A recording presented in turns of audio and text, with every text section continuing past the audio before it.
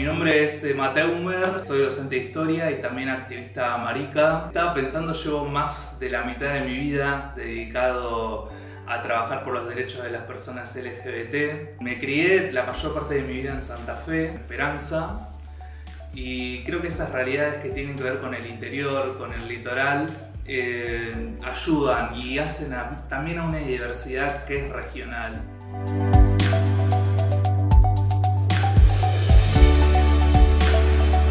Quizás uno de los momentos de principal impacto del movimiento de diversidad sexual y de género va a tener lugar a fines de los años 60. Finales de los años 60 es un contexto de revueltas mundiales, es un contexto que quizás nunca antes se vio y nunca antes volvimos a ver, en el que está marcado por múltiples conflictos sociales, en Latinoamérica sobre todo un creciente conflicto de clase, pero cuando nos ponemos a ver el panorama mundial tenemos un conflicto en el que aparecen distintos sujetos para el cambio social.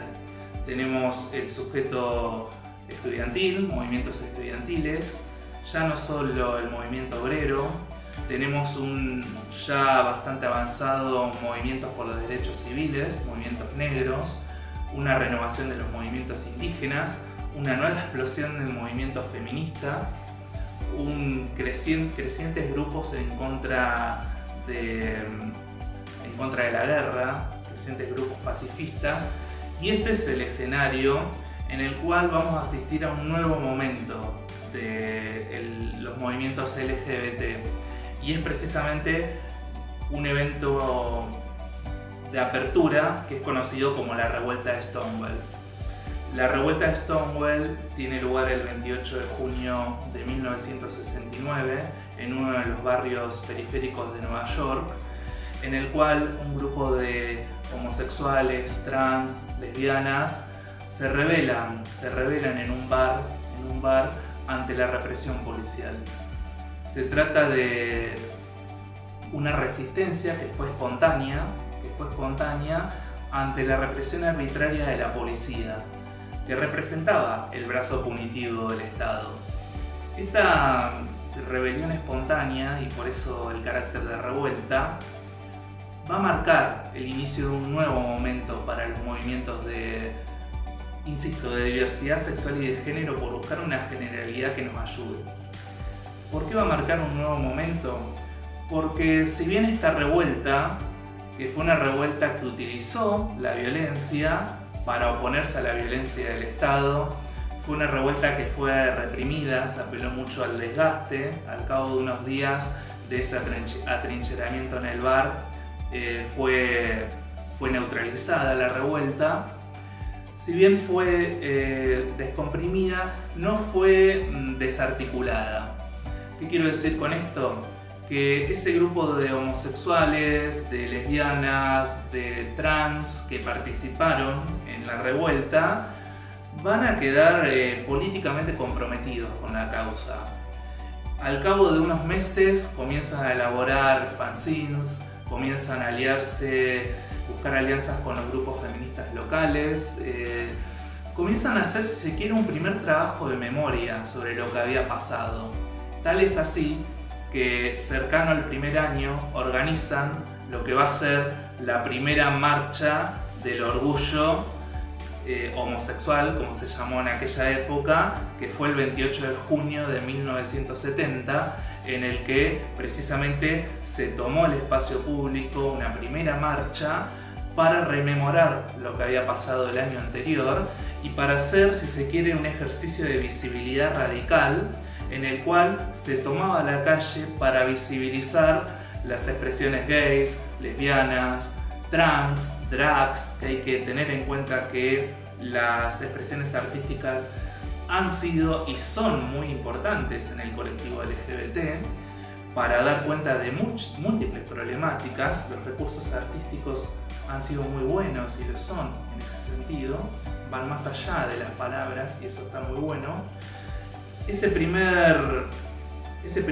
primera marcha del orgullo de 1970 va a marcar un antes y después. ¿Por qué? Porque a diferencia de otros eventos que tenemos ya en los 60, en los 50, incluso en Estados Unidos, y hay una pequeña excepción en Latinoamérica y concretamente en Argentina, que me gustaría volver después, lo que va a suceder es que no va a ser espontánea. Es decir, la revuelta va a dar lugar a un movimiento social. Al año se realiza una marcha, se comienzan a organizar los primeros grupos de gays, posteriormente de lesbianas, posteriormente también de travestis unidas, como fue el grupo STAR, y con esto quiero marcar que la revuelta devino en un movimiento social. Comenzamos a tener la emergencia de un movimiento social de nuevo cuño, de nuevo novedoso, en el sentido en el que tiene lugar en un contexto sumamente favorable. Es un contexto de efervescencia social en el cual todo el mundo está puesto en cuestión, todo está puesto en cuestión, hay cierto relajamiento de las convenciones culturales y en el cual la heterosexualidad obligatoria comienza a ser impugnada por los grupos homosexuales. Algunas de las figuras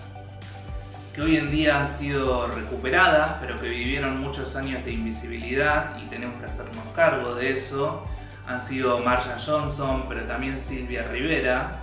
dos protagonistas trans de la revuelta de Stonewall, que más allá de su protagonismo, cuando nos ponemos a ver sus marcas de diferenciación, nos encontramos con que no solamente eran trans, una era afrodescendiente, una era migrante, ambas habían sido trabajadoras sexuales. Esto nos habla de ciertas diferencias con las cuales se visibilizaba la diversidad sexual y que por diferentes motivos son olvidadas, son diferencias que de pronto resultan borradas en beneficio de ciertas visibilidades y en detrimento de otras. Entonces, rememorar a Marsha Johnson o Sylvia Rivera, dos protagonistas de la revuelta de Stonewall, es tratar también de hacernos cargo de que toda sexualidad, toda vivencia para con la sexualidad es necesariamente interseccional. Y esto genera problemas internos, pero también nos otorga mucha potencia en el sentido de que nos abre a tejer todo tipo de alianzas, nos vuelve, yo diría, más sensibles